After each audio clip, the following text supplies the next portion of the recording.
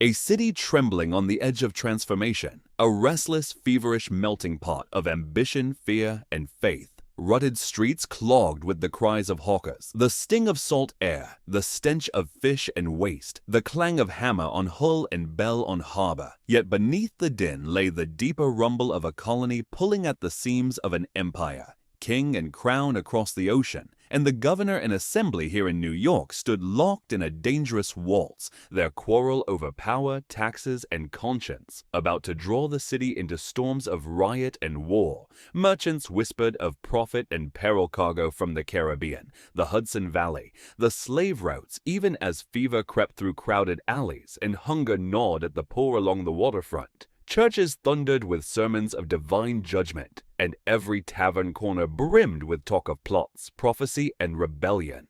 Life was precarious, unforgiving, and charged with purpose. Men and women lived closer to danger, yet perhaps closer to meaning. Welcome to New York in 1740, a tour of the city inspired by early colonial maps and drawings.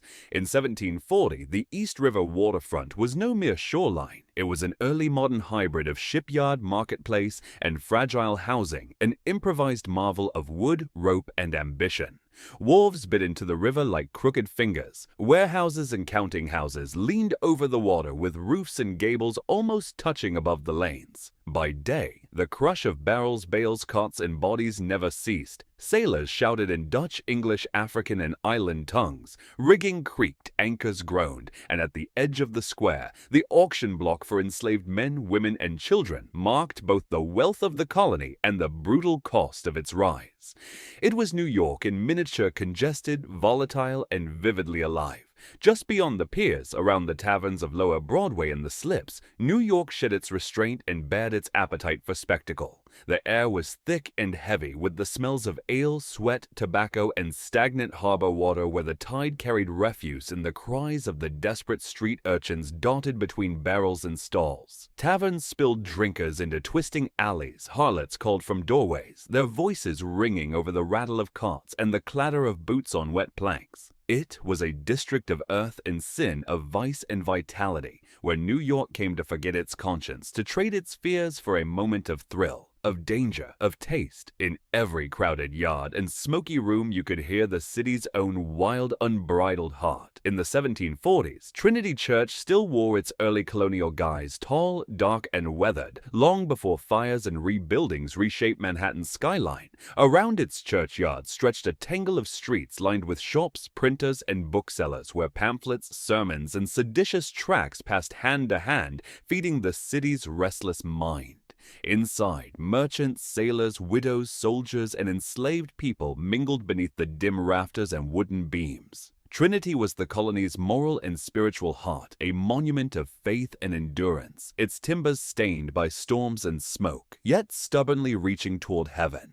Within a few decades, fire would cut paths through this part of the city, and a new New York would begin to take shape among the ashes. Farther south and west, the cluster of Fort George, the governor's house, and City Hall formed the sober heart of imperial power, quieter, more ordered than the noisy market streets leading up from the docks. Within the fort's walls, red-coated soldiers drilled their boots, striking the packed earth in steady rhythm. In council chambers and assembly rooms, officials argued over taxes, defense, and obedience to the crown. In the open square, clerks, messengers, and lawyers hurried between buildings, their black coats brushing stone and packed dirt. The air carried smoke from hearths, the tang of ink, wax, and parchment, and the smell of horses and sea-lashed leather. A choreography of power and duty. Bells tolled from nearby steeples, marking the hours, and carriages rattled across the yard, bearing the wealthy, the influential, or the accused. Every step here echoed with the weight of decisions, while beyond the walls,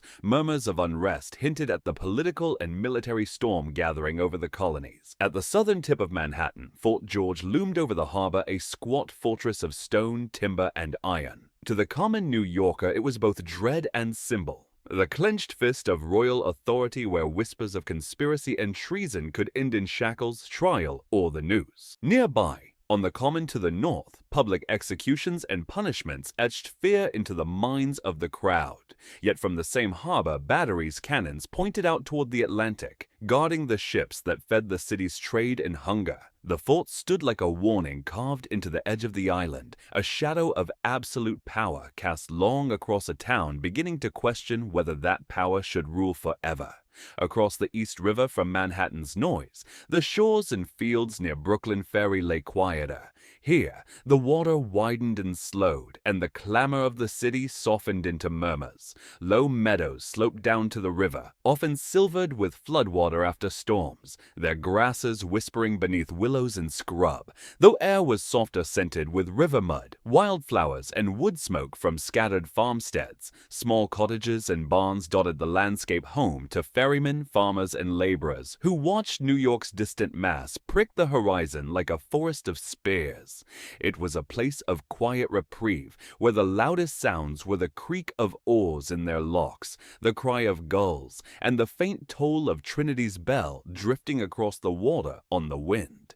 New York in 1740 was restless, intoxicating, and unruly, a city of tradition and gamble, of rising fortunes and ruthless exploitation of religious zeal, poverty, slavery, and disease. In its muddy lanes and along its crowded wharves, markets, taverns, and counting houses throbbed with commerce, curiosity, and dissent, while churches, the fort, and the governor's halls loomed above it all, asserting their weight and authority over the teeming colony below.